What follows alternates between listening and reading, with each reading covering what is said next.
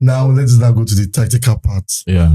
This is the tactical part of Amorim, and a lot of people have done their first 11. I think before the end of this show, we are going to do the first 11. Yeah, we think Amorim should use in Manchester United. Now, how do you think this 3-4-3 formation impact Manchester United playing style? Because in the whole history of Manchester United, we have never played in the back. Maybe during some injury period, but as a constant formation, we have not done that. How do you think this will impact Manchester United? It's a funny thing, really. When I hear legends speaking that Manchester United have not played 3-4-3 before in our history. In our history, we're playing 4-4-2. Yeah, 4-4-2, yeah. In our history, we're playing 4-4-2. But after Ferguson, they playing 4-3-3. So the reality is that formation is not really like before again. Yeah. There is formation on paper, there is formation in reality on the pitch. And now I notice that there's the way the player come out. That's the formation you see. Yeah, you see on paper. There's the way they play. There's always a formation after each goal. Yeah, so formation change. Formation now in football is fluid. So it's not about the paper formation. Yeah. It's about the shapes they take in the game. So the reality is that Erik can be using 4-3-3 on paper. But when it's in possession, he's using 3-2-5. When he's out of formation, he uses sometimes 4-2-4 in terms of high press. And when Ruben Amorim'S came in, Ruben Amorim'S was using a 3-2-5 in possession, a 4-4-2 out of possession. The formation is fluid. The likes of the little I watched in Man City was Sporting Lisbon, I saw that in possession, Amorim is using a 3-2-5, like all top teams right now, 3-2-5. But in out of possession, he's using a 5-3-2. Yeah, 5-3-2. That's what I noticed. And a very attacking manager is also a very defensive manager. Yeah. So I like what I see. So you mean that this impact will help us with goals? We said it many times on the podcast. People should listen to our tactics. That we need a 3 at the back. We need to have 3 at the back. And we said it. We can't have Rowe and Delete and Martinez. And we should not play 3 at the back. Yes, you have to play 3 at the back because our defensive transition has not really been good under Ten Hag. And one of the reasons why it has not really been good under the back is that we are using 2. When you use 4-2-4 at the center is 2 defenders. But when Amorim comes in and we're using 5-3-2, it helps that the likes of Euro, the likes of Martinez and Delete, and many other defenders, Maguire and the likes, depending on how they come back from So it's 3 at the back essentially with Wingbacks. And I think that now central defense, because I don't know, maybe it's me thinking differently. At the beginning of this season, I was thinking, why will Manchester United buy more of central? They were planning for Amorim, but I don't think so. Yeah, the signs are there. Why can't we get a left back for once? We saw these things. No, but I think the sign of we bought 2 centre backs, right? Yeah, we only have as many as possible. The reality is that the 2 centre backs we bought, they are far better than all the centre backs we had, except for Martinez. Okay. So it was improvement. So I think the only issue that the centre back had was that they bought centre backs in, but they were not able to sell centre backs, which I believe by January begin to sell. But I feel Delete is an improvement. Because Coach was saying that Delete and Maguire at the same level. It should show you that although he was a great player, he doesn't understand football. No, Scholes that went to Udam and was sacked in like 3 months. I will coach Udam and do it. Yes, so you should go and sit down. There's a difference. Yeah.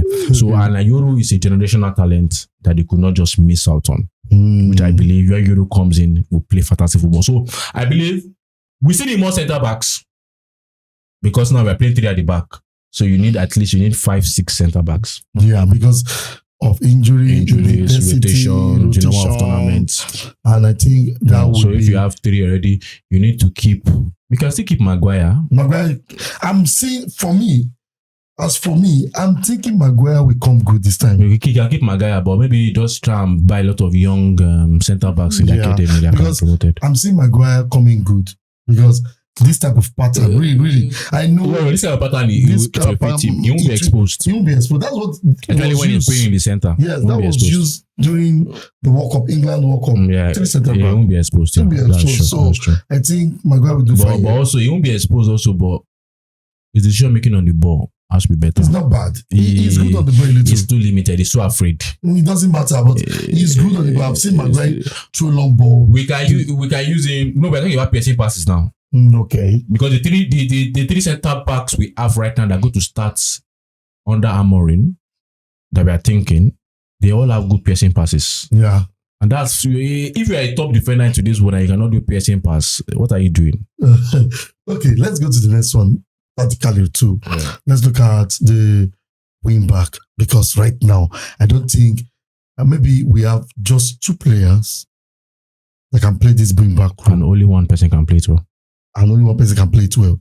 We know Dalo can do that, but I don't think going back it will be easy for Dalo. But we know that Mascherano can actually do that really. Yeah, he can do well, because I've seen him doing that a lot. But how will this affect the team-wide play and attack? It's going to be very, very interesting to see. It's going to be very interesting to see because the wingers are not going to always... The wingbacks are going to be definitely wide as normal. But the attacking midfielders that he uses, 3-4-3, they are not always going to be playing centrally. They are going... So it depends on the kind of formation of the defense. Sometimes if the defense is a low block, you want them to be at the center to try and use something, and then the wing backs on the side. But sometimes if they are wide, you can use the attacking midfielders to also stretch out the defense. Yeah. You understand? So it's going to be a fluid formation depending on the opposition. But I think I don't think the top coaches that have used wing backs in Premier League, they always come successful. Like Conte came successful. So, but the next season was bad. It was bad, yeah, but Amorim has to evolve also, because 3-4-3, yes, it's new, but the reality is that in Premier League, you can't keep using 3-4-3 the way you are using it.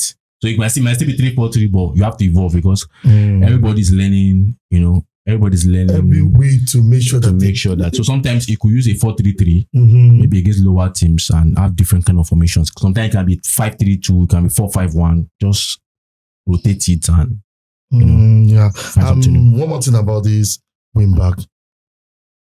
That means Manchester United are going to be spending more money on wing back specialists. Yes. I think that's why the reason why you see that, not necessarily wing backs, wingers that are also good defensively.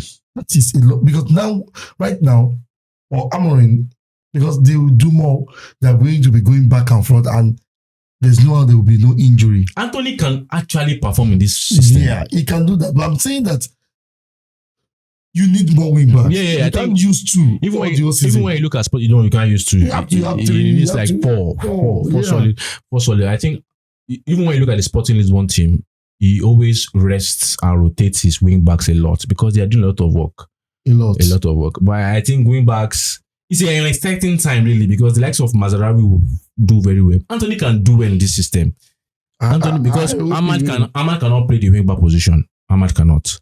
But Ahmad will be in this. We are going to look at players and how they are going to, maybe few players. We can't take them all, but few players that work on this thing. And basically, I want us to focus on the defense, because when you look at Manchester United, did not have.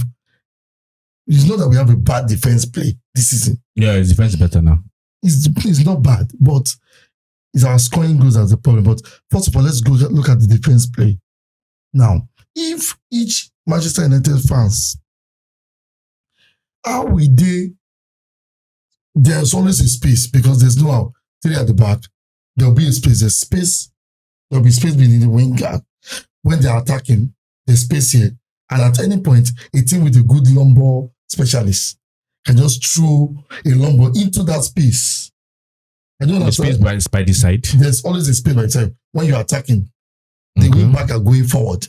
Right? And the midfielders are pressing forward too. So now, at least there will be 3 people or 2 persons at the back. There's always a space. And that is why I'm looking at the defensive structure.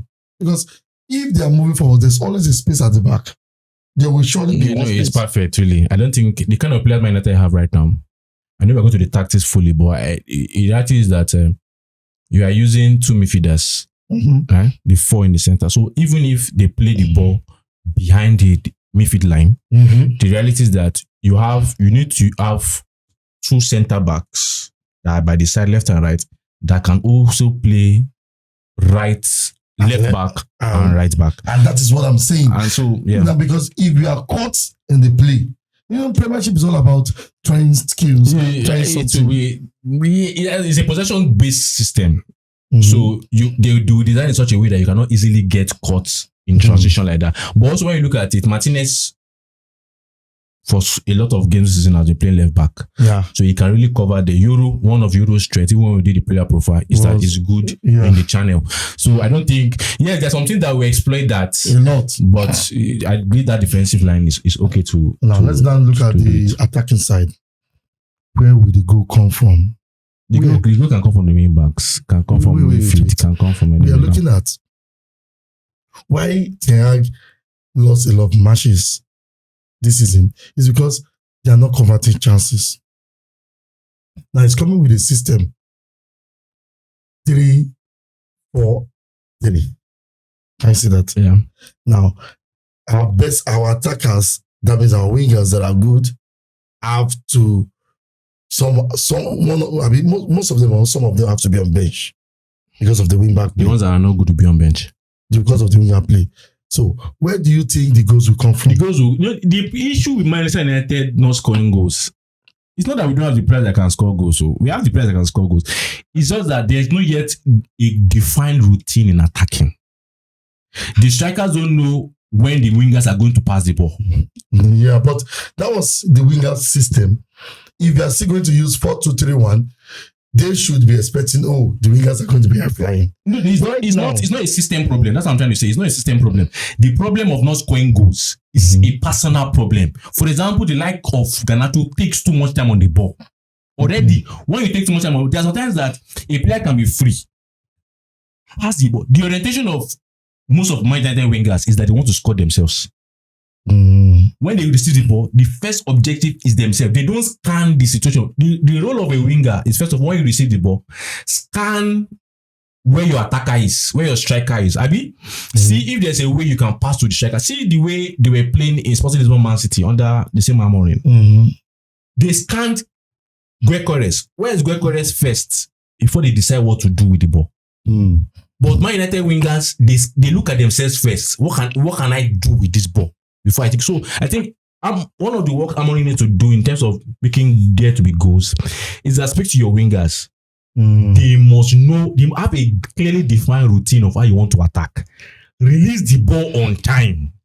Sometimes Garnacho has the opportunity to pass to his left back, to do a cut back to the striker. But no, Garnacho is thinking of how he wants to dribble the defender and then shoot. So these are the issues. It's just to score goals, it's just little changes that you need to make. Okay. Know when to pass, know when to shoot. So if you can do that, I believe they score. It's a personal problem. Okay. It's a personal problem. And also, they need to work on their shooting. There's nobody in Manchester United apart from Ahmad that you can say can shoot and the shot will be on target. When the final shoots, it goes into the sky. So all of them need to work on their shooting. They need to work on their shooting accuracy.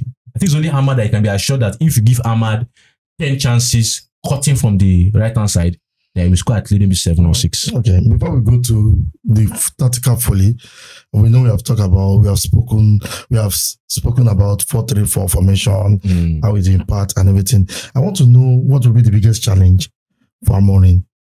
The biggest challenge for Amorim will be Manchester United, letting go of the deadwood.